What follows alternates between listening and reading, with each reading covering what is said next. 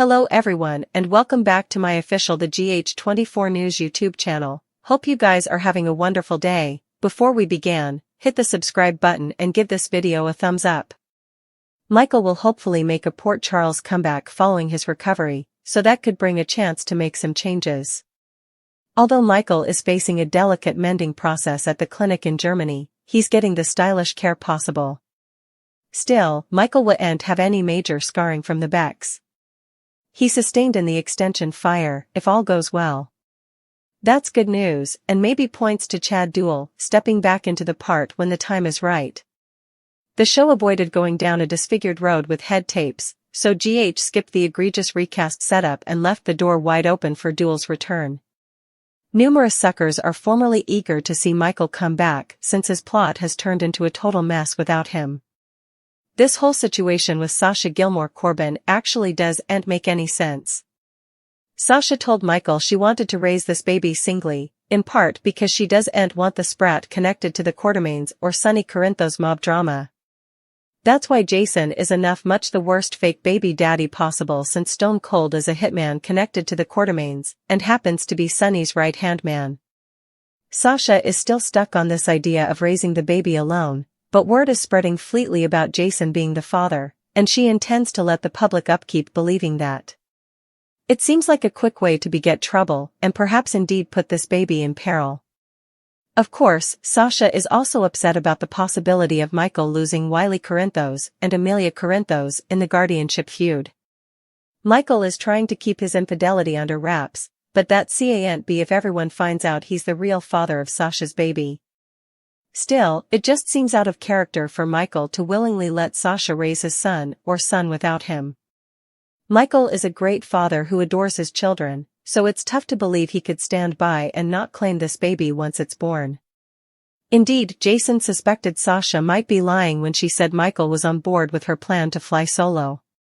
That's why Jason visited Germany to get evidence from Michael himself, because it didn't sound like a choice Michael would make. Michael needs to come home and claim his child ultimately, so let's stopgap that's how effects play out. Maybe Michael will have a change of heart once the baby arrives and becomes commodity he can hypercritically hold in his arms. Michael's comeback could make some serious swells down the line, so we'll bring you updates on any return hints and unborn story prognostications. Jason Morgan walked free as Cyrus Renault's arrest leave was delayed. Elizabeth Baldwin also had an intimidating caller, so then's how it all went down. At the Savoy, Trina Robinson sounded amused over Kai Taylor playing up how great the club was and admitting he pulled strings to get them in. Trina ultimately confessed she'd been there before since her pater possessed the place. Damian Spinelli stepped in for Maxie Jones and played Cupid for her since she was under the rainfall. That led to Spinelli introducing Lucas Jones to the seductive deception model that Maxie had in mind. Lucas and Gunther sounded to feel a spark, so Brad Cooper drowned his sorrows and fumed with covetousness hard. Still, Lucas eventually admitted he hadn't been on a date in a long time and wasn't ready, so Gunther understood and said to call him when that changed. Just when Brad was about to leave, Lucas popped up by the bar and wondered if he wanted some company. As for Harrison Chase, he pulled off a big surprise for Brooke Lynn Quartermaine by singing her song in a public performance. At Carly Spencer's place, Jack Brennan showed up with flowers, which she wanted to put in some water. The gate suddenly went berserk and scattered far and wide, so Brennan and Carly ended up all wet. Brennan didn't mind and offered to fix the gate for Carly, which led to him revealing that his father was a plumber. Carly was impressed when Brennan actually repaired it, so she liked knowing commodity about him no bone differently did. At the Quartermaine manse, Lulu Spencer brought a box of Valentine's Day cupcakes from Eckert's since they used to be Rocco Falconeri's fave. Still, Lulu ultimately bothered it was a dumb idea since she didn't indeed know what Rocco liked now that he was a youthful man. Dante said he tried to get those same cupcakes for Rocco many times back, but they just reminded Rocco of missing his mama. Now effects were different since Lulu was awake, but she felt bad about neglecting Rocco while she was off putting herself in peril for Charlotte Cassadine. Dante principally decided he'd been too hard on Lulu ahead and gave her a vim talk about still being a great mama. After Dante swiped one of the cupcakes for himself, Lulu got in a sportful fight with him. Once Dante got icing each over his chin, Lulu gutted it up with a hanky as the moment came charged between them. At Elizabeth's house, Lucky Spencer met Aiden Weber Swain, Tobias. Although Aiden and Tobias were heading out to a skating event, Aiden pulled his mama away and suggested they could stick around if she demanded backup with Lucky. Liz claimed she was fine and planned to eat the cutlet Aiden made her for Valentine's Day.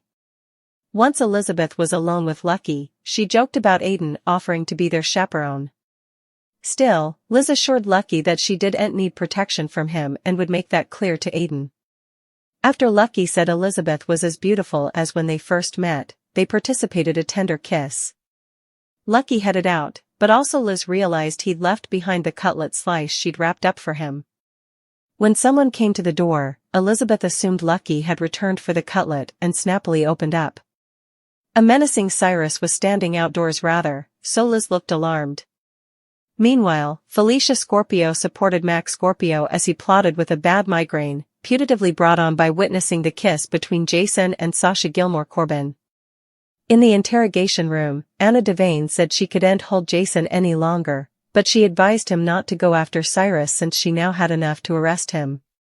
Since Anna and Jason had developed some trust between them, she bothered about how it'd look if he killed Cyrus and got down with it. Unfortunately, Anna got updates over the phone and learned she couldn't get Cyrus arrest leave until morning.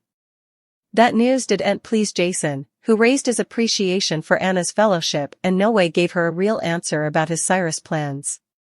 Cyrus is going down one way or another, so we'll bring further prognostications on the chaos ahead. Maxie Jones plays Cupid. Meanwhile, Trina Robinson has a concession during her Valentine's date. Keep reading and let's talk about what's coming up in the coming occasion of the ABC Cleaner Pieces. Chase to make a romantic gesture toward Brooklyn Quartermain. In an exercise clip, Chase is recalling down in the shower when someone enters. Chase assumes it's BLQ and says there's room for two in there. Let's just hope no bone gets hurt. Meanwhile, that's not the only romantic plan going on. Maxie decides to play matchmaker. Over with Lulu Spencer, she has a heart-to-heart with Dante Falconeri. Lulu admits that she feels like a failure as a mama. Dante does look sympathetic and likely passes to encourage Lulu.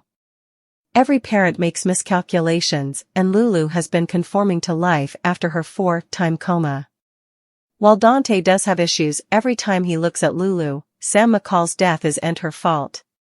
Lulu also still has passions for Dante, which complicates effects a bit.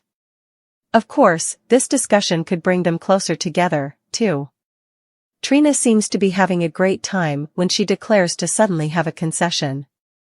Will this concession bring Kai and Trina closer together, or could it be another romantic roadblock? Suckers will also see Jack Brennan partake a secret with Carly Spencer Indiana exercise clip. Carly says she likes knowing commodity about Brennan that no bone differently knows. Still, didn't Lucas Jones just advise Carly about men with secrets? It seems there are some red flags popping up with Brennan formally again. Carly is too smitten to really notice those red flags, however. There's also Brennan guiding Jocelyn Jacks. I don't suppose Carly is going to like that too important. Also, Anna Devane asks Jason Morgan to take a chance on her. Lucas has a special request to make of Brad Cooper, plus, Portia Robinson puts Curtis Ashford on the spot. Which plot are you looking forward to seeing the most? Partake your studies in the comment section below. It's not real far, brought to suppose Kevin could be at the sanitarium and catch Cyrus ready to fit a victim, or conceivably coming from doing so in a sanitarium room and intermediate. He could either be the victim Portia and Isaiah will be working on, or be an tried rescuer, and be picked with Cyrus hype. Either full of digitalis or empty.